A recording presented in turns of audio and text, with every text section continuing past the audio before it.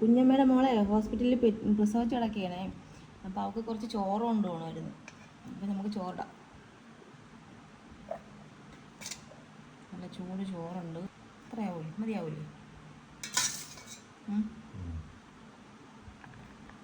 ഇത് നമ്മളെ വങ്കട കറി വെച്ചതാണ്. വങ്കടയെന്നല്ലേ പറയുന്നത്?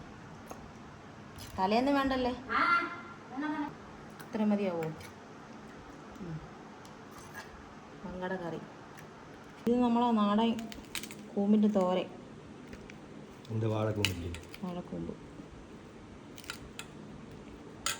മതിയാവൂലേ? മുട്ട പൊതിയാനായിട്ട് ഇങ്ങനെ മടക്കി ഇതിൽ വെച്ച്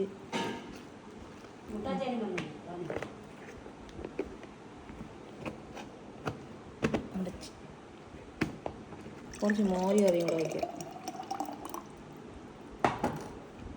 വീഡിയോയിൽ കണ്ട എന്നിട്ടില്ലേ നമ്മൾ അച്ചാർ, ആ അച്ചാറാണ്.